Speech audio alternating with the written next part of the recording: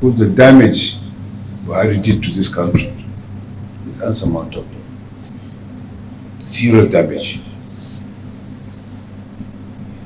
I'm sorry to say this. He was clueless. A very big mistake was made to elect him, to support him as a president, to be the president of this country. Some of your colleagues interviewed me of my opinion on what happened. I said Nigi was betrayed. If I were there, I would have spoken against it. The DSP, that the marathon in which we do things, the marathon, I hope you get me, the marathon in which things are done here and now, I'm not happy. Because you asked me to tell you frankly, my opinion. The marathon in which things are done and not as they should be. Not better than anybody. That's my candid opinion. Yeah, as a distinguished, you took the minority leader a motion for distinguished Senator Nigi to be brought back to the Senate. I wasn't around. I was in bed. Okay. I was in UK in the hospital when it happened. Okay, sir. But I commented. Okay. When I came back and heard what happened, some of your colleagues interviewed me of my opinion on what happened. I said Nigi was betrayed. If I were there, I would have spoken against it. Not to the Senate, of course, and I've spoken against it to my colleagues in the minority. So when you say he was betrayed, how do you mean? He was betrayed. How, sir? He wouldn't have done what he did without having discussed with others in the minority. You understand? Yes, sir. What he did say was no pardon. There was no pardon at all. There's nothing like pardon on what he said.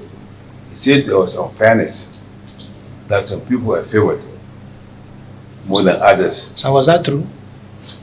It's true. It's true. Okay, sir. So as an opposition party. Excuse me, sir.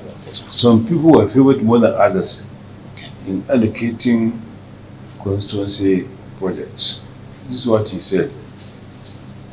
I spoke to him, this is what he said.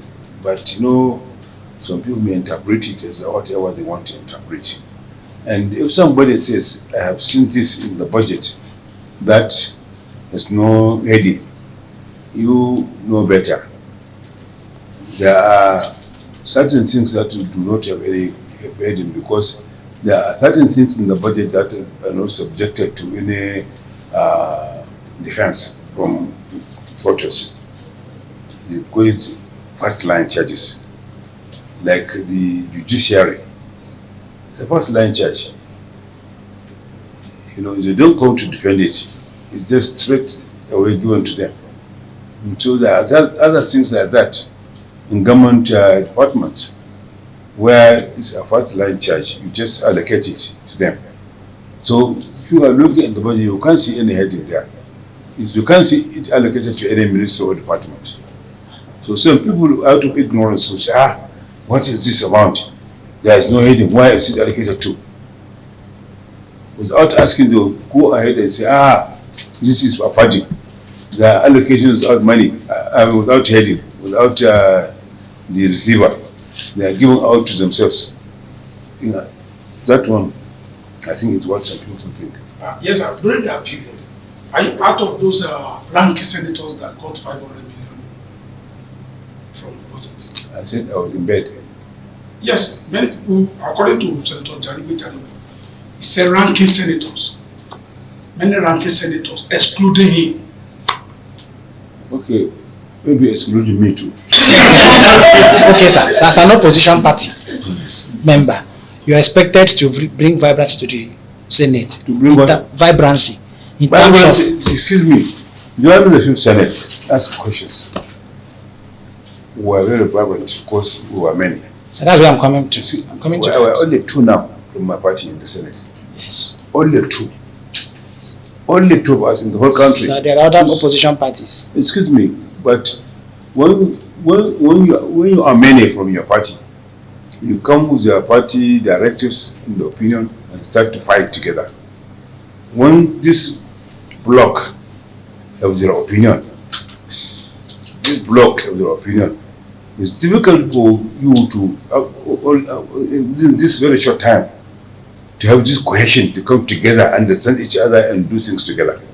So are you overwhelmed or compromised? I'm not compromised. Overwhelmed? I'm not overwhelmed. So why are we not getting the kind of opposition we're supposed to get from this 10th Senate? Let me tell you this. I said it earlier. I thought you would have picked something from what I said. So I picked, sure. You see, no, you have not. Maybe you are not a literature student. A literature student is a student who, you know literature, and I know, because Sure. I'm a journalist. See, what I said. Yes, I'm talking about Kano politics, the way it is today. Yes. Tozu, the emirship Tozu in Kano State. And you coming from One emirate, two emirs. and One emirate, two emirs. we are not new in the northern part of the country. We all know that it has not been, it is abnormal for a single emirate to have two emirs at a time. Is your party doing the right thing by reinstalling the former emir, Lamido Sanusi Lamido? And what will you tell us about the present issue in Kano State? Okay, you've asked me a question. I think I'll ask you a question to answer your question. Did the other party do the right thing by removing Lamido to bring other person? Did the other party do the right thing to remove Lamido to bring the other person? That is my answer. I can't answer you if you say who is going to be the king tomorrow. Only the courts will decide. There's law to everything. We don't need any, what do you call that, the thing they brought during Elijah's death. What do you call it? No. What they brought after death? Sorry?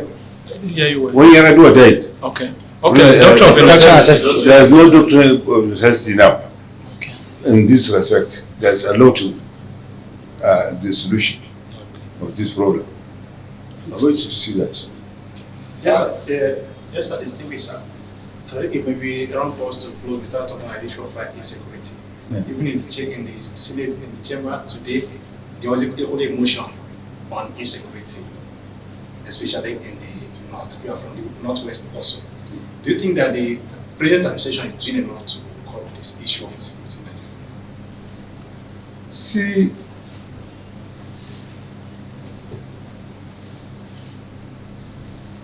it won't take me more than 2 hours to destroy this house. But it will take me many months or a year to build it back. You understand? Yes. The insecurity, this government, I'm sure, is doing its best, because the damage Buhari did to this country is unsurmountable. Serious damage. I'm sorry to say this. He was clueless. A very big mistake was made to elect him, to support him as a president, to be the president of this country. That is why I think if I can have my way, I will have the constitution. There's a committee now that will review the constitution. If I can have my way, I'll have the constitution reviewed to the effect that until somebody has a serious formal education before he is elected to head this country or to hold a position like that. The other I mean, the constitution now says we have O level. What kind of O level? You understand? Yes. If I can have my way, I will have it to the effect that only somebody who was from at least a diploma. So you're Yeah. presently, Full you're currently, training. you're currently a senator, sir. Right. So which other way do you want to have? You can change things through the instrumentality of policy making. I am a member of the Constitution Review Committee. Yes, sir. I'm a member of the steering committee itself. Okay, sir. That's the officer. But you know more than anybody, if you are a minority, you can have your say, but you can hardly have your way. So, if some people don't want it, what do you do? I can have my say. I'm saying that's if I can have my way. So I hope I can have my way. There are so many things. I have ideas. Local government, autonomy is part of my reason. Election at the lower government levels is part of what I certainly want done. So many things, so many things, so many things. Understand? So many things. And I'm going to push them forward. My only prayer is I have my way. Okay, sir. Sir, since you're back, talking about the situation of the country, we have to have a strong political will before we can make changes in this country. So, now that you're back, what changes are you bringing to your community and to the Senate? Again, in my previous talk, what I said previously, the change I'm bringing to Senate is, as a principal officer, speaking openly and frankly to my colleagues, the wrongs and the rights. If something is wrong, that is the change I'm bringing. I'm not the overall head, nor am I his second in command or third in command or fourth in command. I'm tenth in the hierarchy of leaders. The only thing I can do is to advise, and that, like I said, I'm always open. When I say this, that is what I'm bringing to the Senate. You know, when what I'm bringing to my constituency is another change. You see, the terrible thing in this country is, in most cases, when you are going for an election, you spend a lot of money to get elected. People throw money to get elected. That's why it took me a long time before I come back to the Senate. I didn't have the money to throw around and get back to the election. So what I did was the community service. I helped my community, I helped my people the way I could help them, in education, in so many things, so much so that I endeared myself seriously to the people. And when I was campaigning to come back, I told them, look, I don't have money to give you. Vote for me. I will do you service. I will help you. Vote for me. But if you want money, if I give you money now, when you vote for me, I will go and lock myself in Abuja. You won't see me. But they voted for me without money. Every 2 weeks I'm back home. Now, even I'm sick like this. And what I did was, I did a lot of things. I helped women with capital to do some small businesses, because I pity women more than anybody else, especially in part of our country. In our place, you see a woman with orphans, the husband died. She catered for them. Nobody cares about her in the family, only she alone. She will have to work hard to cater for them. So I helped this kind of woman with some capital. I helped some women that are even married and the husbands have no job.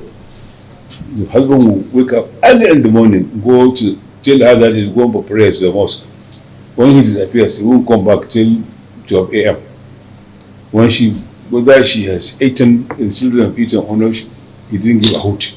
He will go and malanga around to get what he wants while she caters for the children. So I pity them. And some people, when women are divorced, nobody will care to help her if she has no job or something. So that's why I pitched out a lot of these women and helped them. I kept them. I've now helped them again with training in tailoring in so many trades. In my consultancy project, I put a lot of these things to give to women. Training the tools to do the job after they are trained. I have helped a lot of students that have no parents or who are from poor family with scholarships. I have helped a lot of people. The little I get, I go and spend it on them because I didn't buy their votes, so I don't need to replace what I have spent. And with what I'm doing now, because I have experimented over the time I was out of the office. I've experimented that if you do that and do it good, when the elections come, whether I give them money or not, they will vote for you. This is what I've taken to my community. The unfortunate thing is I can do very little because I have the most populous constituency in Nigeria. The most populous constituency. I have 50 local governments.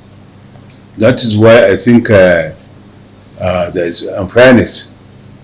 There's unfairness in our constitution, where a senator with 50 local governments in the most populous state, like Kano, like Lagos, like Oyo, like Rivers, like some of these states are very populous with a lot of population, where they are represented by 3 senators. This is unfair. And they do it in the name of equality. We don't want any. I don't want any equality. I don't want equality. I don't believe in equality. I want equity. I want equity, not equality. And I'm going to fight it. To last job by strength. I don't want equality. I want equity. I have 2 local governments with most of them from North and Lagos. I hope the Lagos people, the Rivers people, the Oyo people, the other states that are populous will come along with me to fight it together. We have to change the constitution. Why we brought this constitution in United States? There are states that are being represented by 1 senator. There are states in US where they are represented by 6 senators. 1 state, 6 senators. 1 state, 1 senator. It doesn't matter, but they are giving 3 senators per state in the name of equality. No. Equality is not what we want. We want equity. And many things are happening in the name of equality in this country. We want equity. And I think even this, I'm sorry to say, what do you call this? Federal Character Commission. I don't believe in it. I don't believe in it. So, still talking about security. You are trying to give us. You want to take us about security? Okay. Yes, trying to give us some pictures how the former president. Buhari? Yes. Shattered, butted, and tattered the country. He messed us. He messed up us. He messed up. He messed up. He messed us up. He didn't have a clue.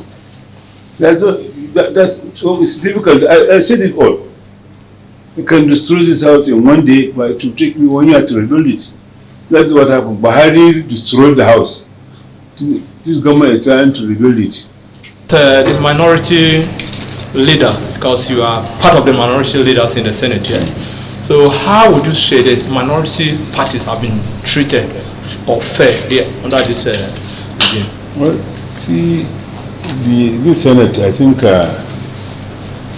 we are treated fairly because we've not had any serious thing to know whether there is justice or not. up to now. Nothing happened. Not much anyway when I was around. So I've not seen something that will warrant me to do the judgment whether we are treated fairly or not. All I know is my colleagues and others in the leadership have been saying, okay, look, we are like a family. Let us behave like a family. Let us be our brothers' keepers. That is why I am always my true self. When things are happening, I come out to frankly say it as it is. You know, not only to the world, but to my colleagues and my leaders.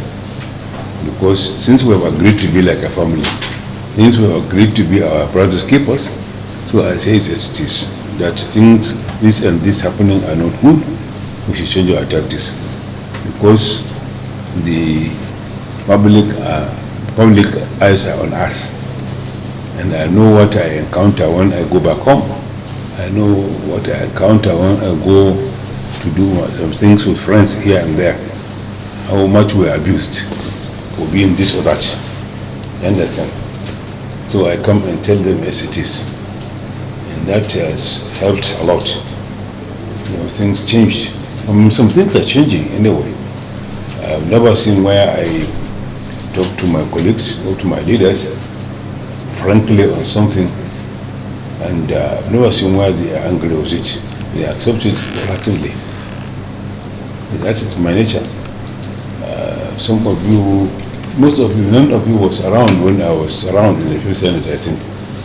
But so you were around, you would have known the kind of person I was.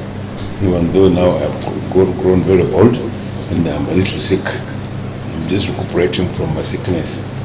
So, you see, when somebody is not sick, old, naturally he doesn't have the strength to fight. You know, he doesn't have the strength to do certain things. You have to just be careful and be patient and see things happening without exerting your energy. Yeah.